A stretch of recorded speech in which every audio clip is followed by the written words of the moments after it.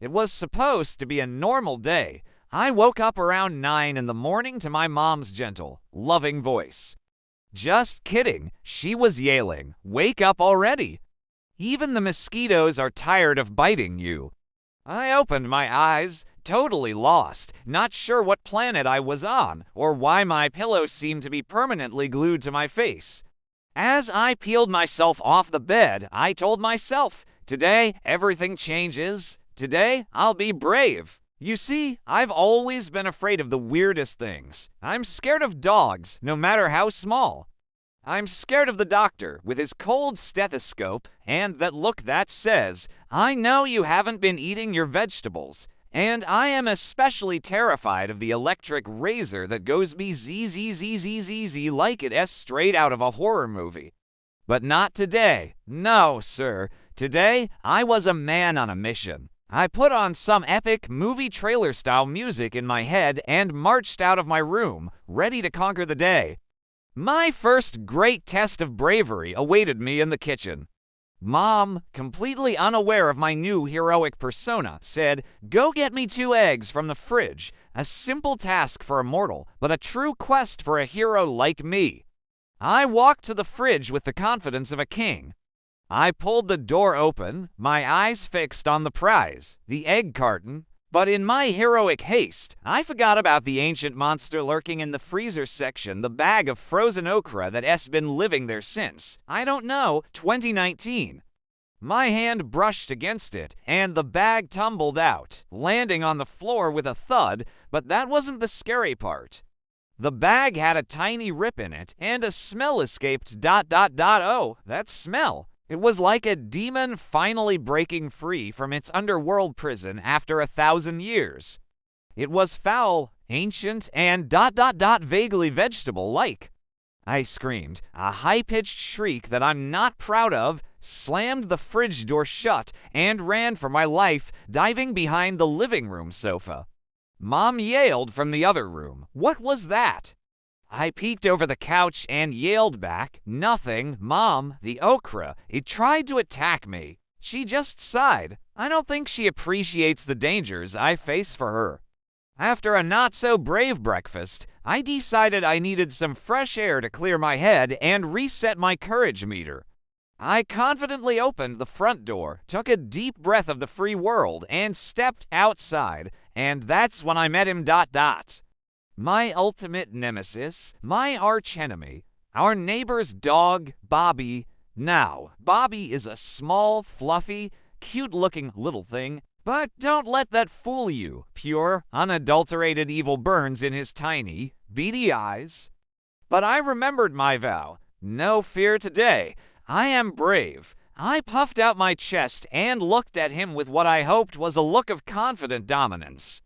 He looked back at me, tilting his head as if to say, "You brave. Let's test that theory, shall we?" And before I could even blink, he sprinted toward me like a furry, four-legged missile. My newfound bravery vanished instantly. My brain screamed run, and my legs obeyed. I turned and bolted, but in my panic, my foot got tangled in the garden hose that was coiled up like a green snake. I went down, hard, but my fall yanked the nozzle, and the hose sprang to life, spraying water everywhere with the force of a fire hydrant. I had basically created a spectacular water fountain in the middle of our front yard, with me as the very undignified centerpiece.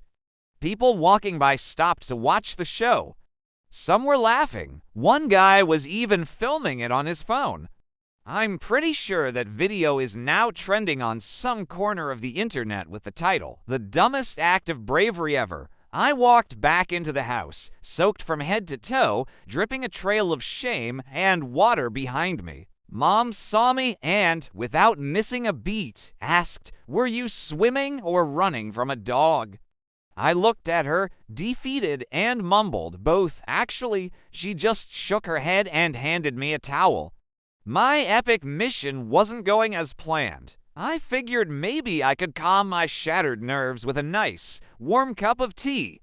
A moment of peace. I boiled the water, poured it into my favorite mug, and let it steep. But I was still rattled from the Bobby incident, and I overheated it in the microwave. Impatient, I grabbed the mug from the top. Big mistake. The ceramic was scorching hot. I screamed so loud this time, I'm pretty sure our neighbors thought we were filming a low-budget horror movie. My hand was bright red. Mom ran in and said, "Looks like your bravery is on fire today." I didn't find it as funny as she did, but oh no, my day of disastrous courage wasn't over yet. After lunch, I needed to go to the supermarket to get some juice. My hand was throbbing, my pride was wounded, but my mission my mission must continue. At the checkout counter, standing behind the register, was this beautiful girl? The kind of girl that makes you forget your own name, and I thought, this is it. This is my chance to be confident, to be charming. I walked up to the counter, trying to look cool and unaffected by my series of recent failures. I leaned in and said, in my smoothest voice, "Can I have an orange juice and a little bravery on the side?" She laughed a genuinely amused laugh and said, "What do you mean, bravery on the side? I was on a roll." I said, "It's a new flavor, I just invented it." I tried to lean casually against the counter to complete the cool guy look, but in doing so, I accidentally stepped on a glass bottle of soda someone had dropped. There was a loud crunch and a sharp pain shot up my leg. I looked down. I was bleeding. My brilliant moment of charm had ended with a shattered bottle and a cut foot. A police officer who was shopping nearby saw the commotion and came over to help.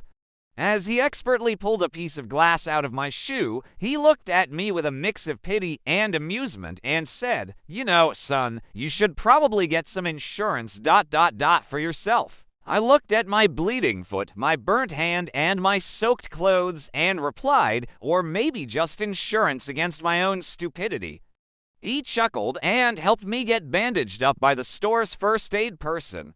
When I finally limped home, wrapped in bandages like a budget mummy, carrying my single bottle of orange juice, Mom just looked at me.